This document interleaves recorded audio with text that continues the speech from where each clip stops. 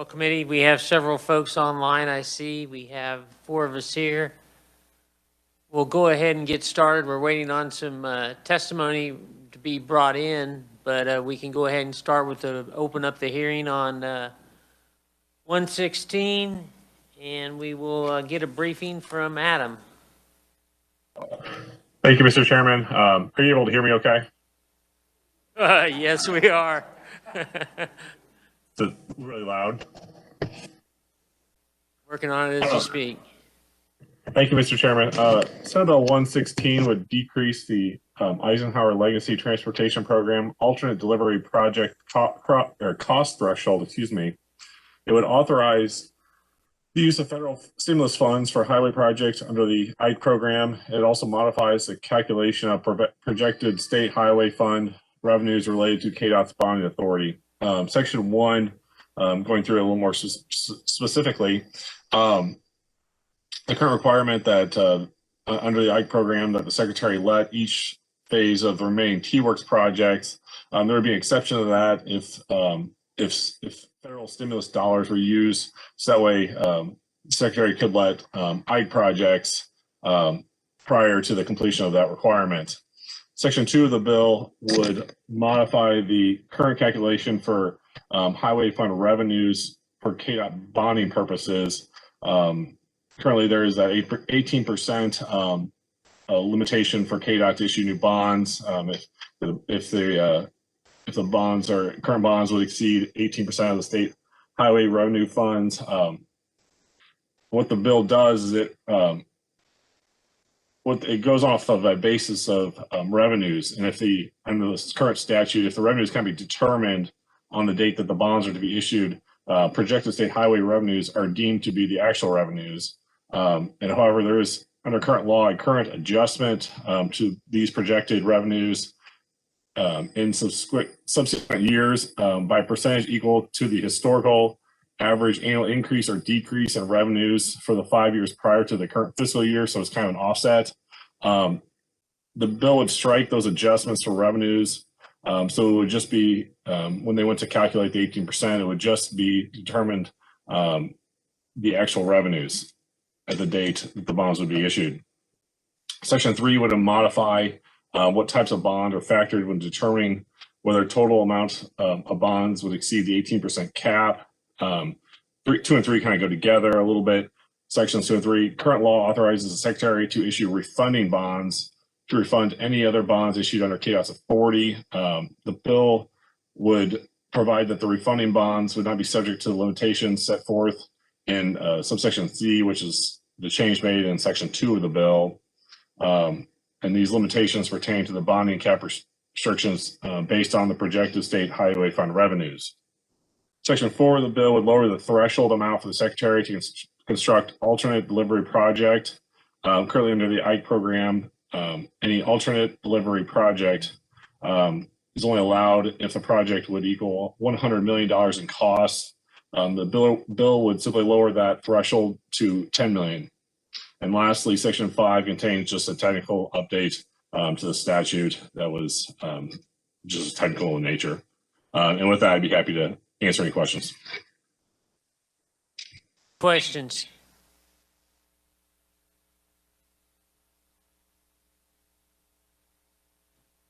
Check my participants online here.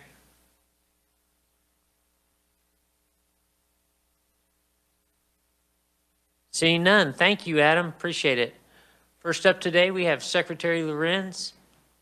Welcome back to the committee.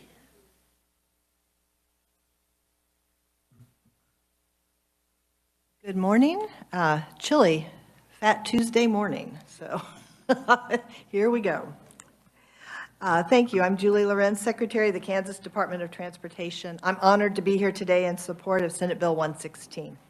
First, I want to thank you for passing the Eisenhower Legacy Transportation Program, or IKE as we fondly call it, with 4 hours to spare before session ended early last year. Kansas transportation is in a much better place because of your support. To date, we have launched all of the new IKE programs. We've awarded more than $65 million in cost share local bridge preservation plus, short line rail, driver's education, and advanced technology programs. And we've added $1.6 billion worth of highway expansion and modernization projects to our development pipeline. This progress is a credit to cities and counties, legislators, the governor, and Kdot staff, all working together to deliver transportation for Kansans. This bill provides us with the flexibility needed to deliver even more for Kansas at a time when our state really needs it. There are 3 goals with this bill. First, the lower threshold per project on the use of alternate delivery. Second, the opportunity to better position Kansas for potential federal stimulus funds by suspending the T-Works project requirement if needed. And 3, technical clarification on the 18% bond cap calculation. So first, alternate delivery. Currently, $100 million threshold is required for any project to use an alternate delivery approach. If a project doesn't cost at least $100 million, alternative delivery is not allowed. Several stakeholders have expressed concern that this excludes some Kansas contractors. This bill would lower the project value threshold to $10 million. We support this because it will allow us to deliver projects faster for Kansans. And to be clear, nothing has changed since last year in terms of alternate delivery is not possible for all projects. It's not a good idea for all projects, and we would only apply this approach where it's viable and makes sense. Second, the next goal of this bill is to give us more opportunity to capture potential federal stimulus funds by removing a restriction. The Ike legislation requires that at least one phase of each delayed T-Works project be let to construction before any new Ike projects. And I'm proud to report that thanks to all the hard work of Kdot staff, a phase of all T-Works projects will be underway by the end of this year. This remains true regardless of whether this bill passes or not. What we're asking is that the requirement that no Ike projects can be let before all T-Works projects are underway be removed from legislation. This is a narrow exemption because it only applies for projects that would be funded through stimulus dollars if those stimulus dollars are made available. There aren't many options for projects that could be let before T-Works, but because we don't know whether transportation stimulus funds may be available, and we sure don't know what those eligibility requirements might be, we're seeking this flexibility so we can position Kansas to receive as much funding as possible. Simply, we don't want Kansas to lose federal investment dollars that could accelerate our economic recovery because of a self-imposed scheduling issue. Finally, this bill provides clarification on our 18% debt cap requirement. The proposal really is a technical cleanup to make the calculation consistent with the rating agency's test. The proposal will allow 18% debt cap to be calculated using gross revenue into the state highway fund instead of the current calculation based on net revenues after transfers to the state general fund. So altogether, this bill strengthens the goals of Ike by providing us with more flexibility so we can improve safety for travelers, create jobs, and generate economic growth sooner for Kansans. Thank you for the opportunity to testify in support of Senate Bill 116, and I'm happy to stand for questions. Committee questions for the Secretary? Senator Pittman. Thank you, sir. Thank you, Ms. Secretary, for coming in. So I'm very supportive of this, but I just want to make sure, clarify the bonding cap is basically, if I'm getting this right, we want to make sure that whatever we budgeted for that year is the cap that's being used for calculation of 18% cap, right?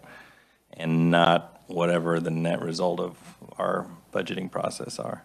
So what it is it's the gross receipts into the highway fund as opposed to the net. So as sales tax and motor fuels taxes, all those taxes are collected and put into the highway fund, then we base the 18% on that overall revenue gross, as opposed to currently, after some money is removed for the general fund, that would be the net, and currently the cap is based on the net.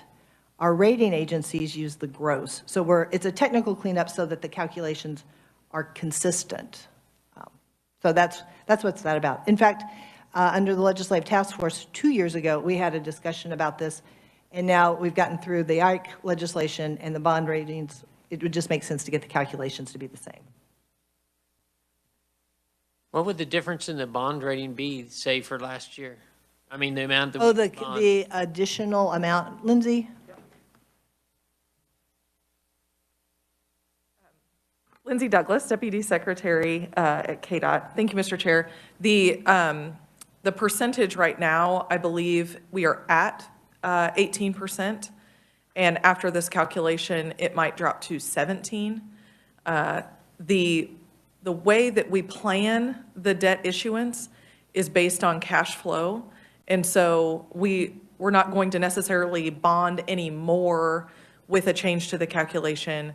That is all going to be based on the lettings of the transportation projects. So just, you know, to your point about the budget, that's absolutely correct. This is really just to make it consistent with the rating agency. So they're already rating us against our debt that we have now, and they're already using that gross test to figure out like our AA rating and all of that. Does that make sense? Okay. Senator Pittman.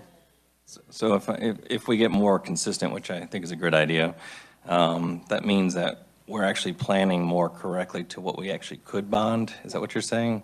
That's right. Because the bonding agency kind of determines, you know, how much we can actually borrow on those things. So if we're misprojecting using the net, it doesn't help us any, but if we're actually using the same method that they're using, we can actually better plan. Yeah, basically, yes. Yes, that's correct. And the rating agencies, this is kind of like an additional test that we have that's even more restrictive than what the rating agencies look at. And so that, yes, that's correct. Further questions? Seeing none, thank you. Next up, we have Mike Taylor from Consolidated Government of Wyandotte County. Welcome to the committee this year. Thank you, Senator. The Unified Government of Wyandotte County, Kansas City is very supportive of Senate Bill 116. We think that alternate construction delivery is an effective and efficient way to improve our Kansas transportation networks, and probably one of the more shining examples of that is our partnership with Kdot and the KTA on the Turner Diagonal and I-70 interchange in Kansas City, Kansas. That project was done way ahead of what a normal schedule would have taken and saved a lot of money. And I want to point out the advantage of redoing that old 1960s or 70s interchange with the spaghetti loops to a diverging diamond and a more streamlined, opened up 300 acres of previously undevelopable land, which is now turning into a new logistics and commerce park, and those buildings are already going up. By redoing that interchange, it opened up those 300 acres to development, and it's creating hundreds of jobs, good paying jobs, and the buildings are already going up and businesses are already moving in. So it's an example of how using the alternative delivery design build helped us get that project done sooner and cheaper. I want to throw out an idea and suggest this, using this as the platform for it, is we would like to see state law tweaked a little bit to allow local units of government to use, more easily use design, build, and alternate construction delivery methods.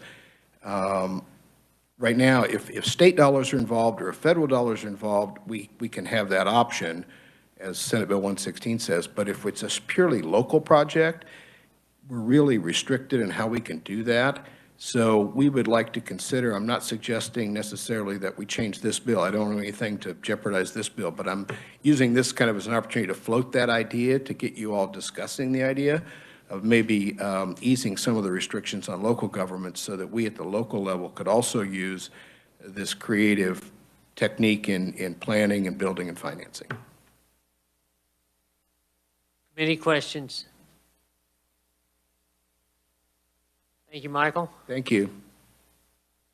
Committee note, we have written testimony from Michael White, Kansas Contractors Association, Whitney Dameron, Kansas Roads, and Deborah Barnes, staff attorney with the Kansas League of Municipalities. Is there any further proponents wishing to speak verbally? Michael?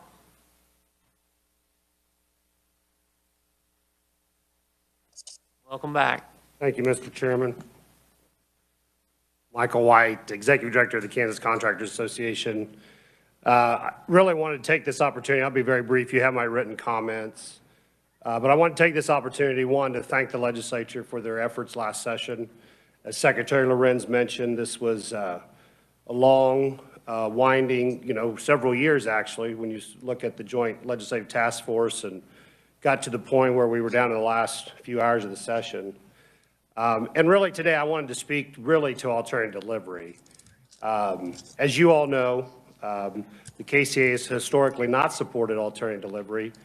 We were very involved in negotiations with Kdot and with the legislature last year, and I think we reached a really good compromise to move us forward in this arena.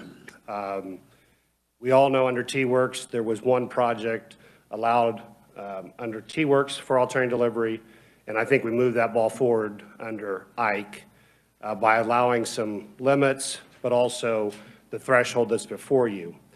That threshold, honestly, I think it just kind of came about in the course of negotiations. There was no, in my opinion, logic behind it at the time. I think it was just to move us forward in our negotiations. And really, the ink wasn't even dry on Ike when we realized it was probably too high. We just didn't have time to get it fixed. I've spent a little time in looking at other states. Many states have some form of a limitation on the size of an alternative delivery project, and I think 10 million is more in line with that than 100 million. 100 million is just not reasonable. It's way too high. So we're in support of this bill. Obviously, number two, we agree with KDOT absolutely. We don't want to impede projects to move forward when it involves federal stimulus money. We understand the priority with T-Works. We want to see them completed as well as anybody, but we understand with federal stimulus potential coming in that we don't want to limit that ability to put those dollars in the economy. So we would be very supportive of this bill. Thank you. Any further proponents wishing to testify?